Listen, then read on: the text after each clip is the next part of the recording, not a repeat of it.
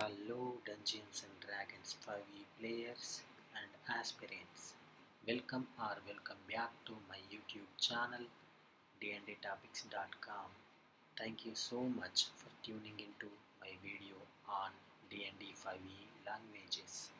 So if you would like to create your new D&D 5th edition character, then the first ever choice is which languages they speak, isn't it? If you are agree with me, then make sure to watch this full video and don't forget to check out my article written on all 5e standard and exotic languages. The link will be in the description. With that hyped up intro, let's start our today's episode. Let me start with the description first. The description reads as follows. You can catch more than 60 languages in entire the full extent of D&D 5th edition. That list also include 8 common and 8 exotic languages in the player's handbook. Over the 50 more in expansions and settings, and another 30 creature languages too. Almost all of the player characters know at least 2 common languages, but may amass many more throughout their adventures. Mainly, all the D&D 5e languages are thoroughly overlooked or even ignored element of D&D. So, huge thanks to widespread use of common. However, the languages may have a plenty of potential for interesting and engaging gameplay, which adds real depth and very similitude to a D&D campaign. That being said, guys, from this guide you can expect to learn about everything you need to know all about the languages that spoken throughout many worlds of D&D, and also how to use them in your game. Without any further delay, let's look at the standard and exotic languages table here. As you can see in the table, there are 8 standard languages and 8 exotic languages that are found in the good old player's handbook, as well as several dialects too. Setting the specific books such as Sword Coast Adventurer's Guide, Eberron Rising from the Last War, and Guildmaster's Guide to Ravnica, and more standard and exotic languages to Dungeons and Dragons 5th edition. You can follow the table that's shown on the screen. If you want full length table of exotic and standard, you can check out the website link given in the description box.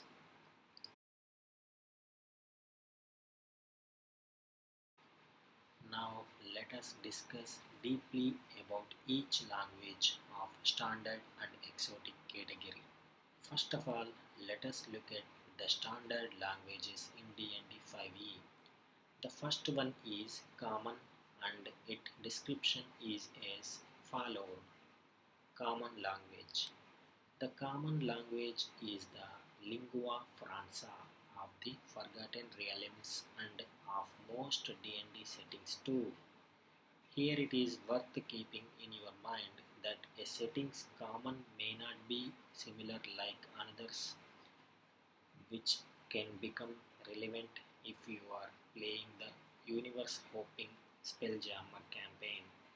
Of course, the common language is predominantly spoke by the humans, but many of the characters of any race shall be fluent in the common. In most of the roleplay situations, this is the only language that you should have a chance to speak. Now, in the second list of standard languages, there are 4 languages such as Dwarvish, Elvish, Gnomish, and Halfling.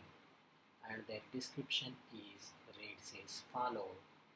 In most of the cases, the forgotten realms, villages, and towns, humans usually speak by using these languages. Of course, those four languages are spoken by the dwarfs, elves, gnomes, and halflings, respectively, where these races' own languages are more dominant.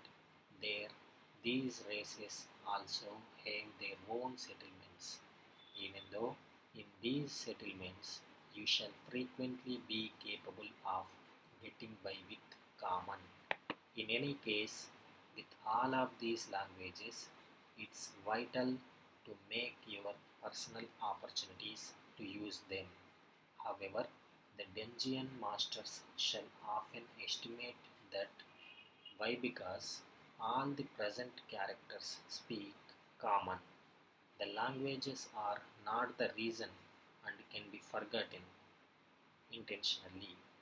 Being a player, though, you could still use your languages in order to add flavor to the roleplay and gain gameplay benefits too. Now we have arrived to the third list of standard languages. In this list, you can have three languages such as Giant, Goblin, and ORC. These three languages are very seldom in the human settlements. Of course, the goblinoids and ORCs of the Forgotten Realms are evil aligned so that they are not generally welcome in the human settlements.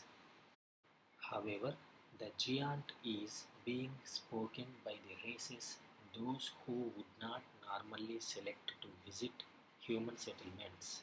The elemental giants have small interest in the affairs of humans and are simply very large for human settlements. Anyways, they might occasionally make an appearance. The trolls, OGRES, and Etens are all evil aligned and probably typically unwelcome.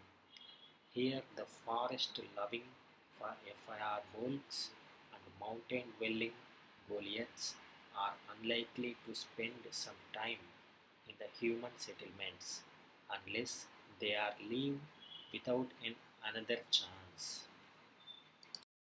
The giant, goblin, and ORC are all the languages that you shall most thoroughly encounter in the wilds. Many of their speakers shall usually be hostile to you.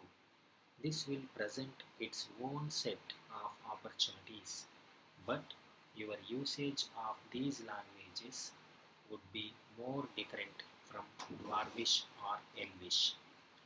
That being said, guys, this is all about the standard languages.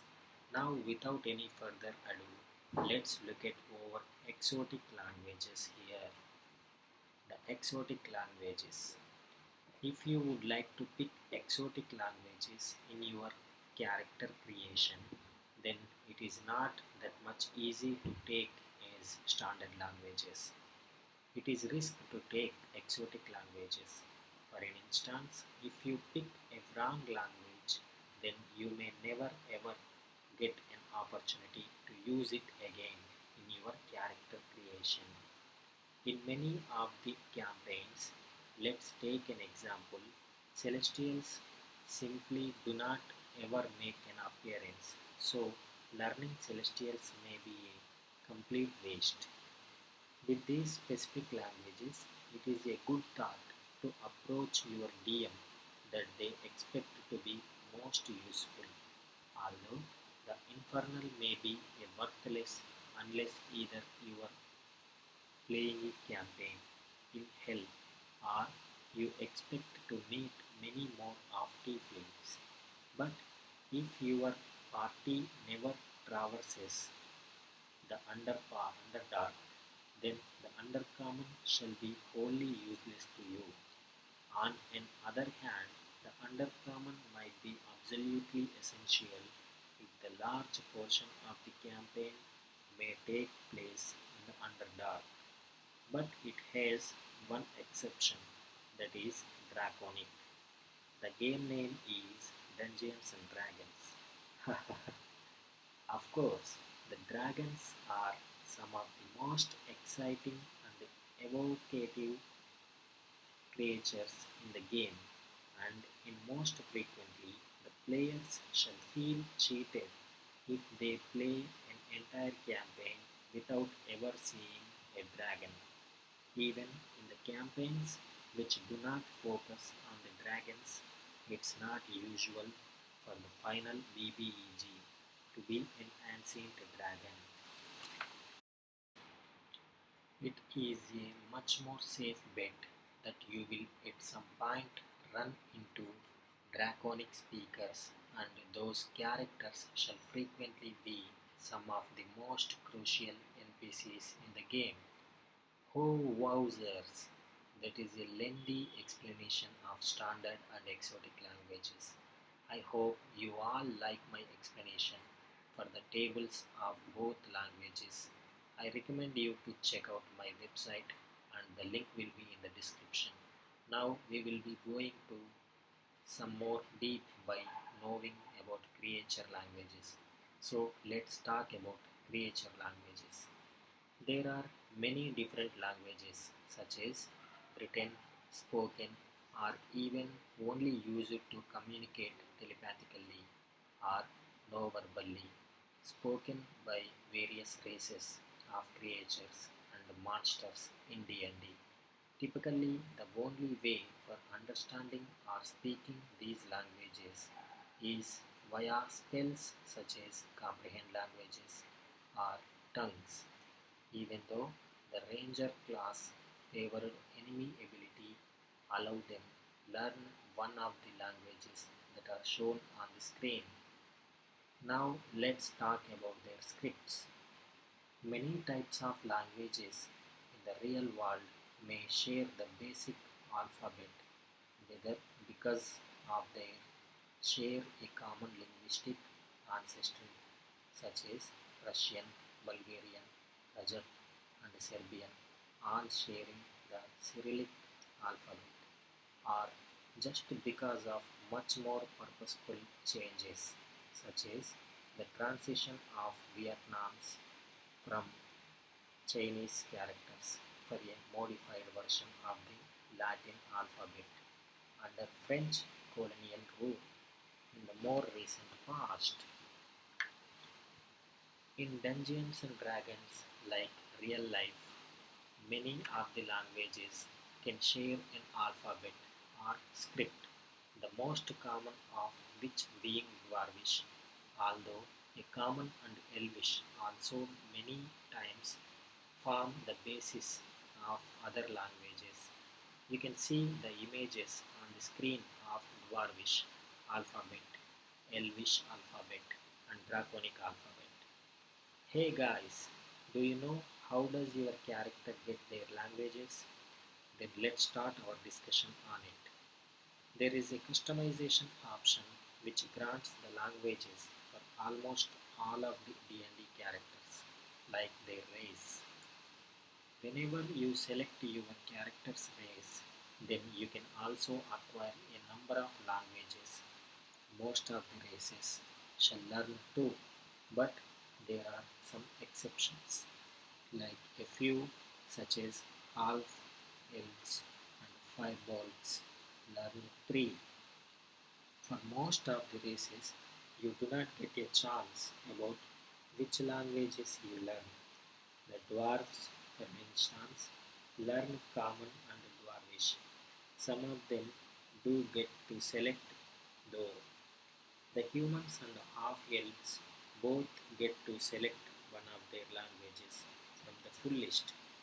Almost all of the races could learn Common as one of their languages.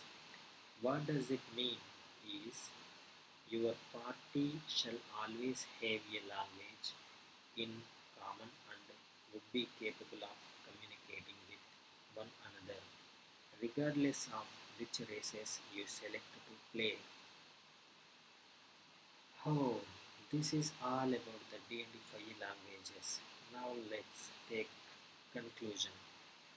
That being said, guys, there are so many aspects to talk about DND5E languages. So I am going to leave the URL link in the below description box so that you can check that article for all the updated information. Thank you for tuning this video, guys. I hope you like my concept on DND5E languages.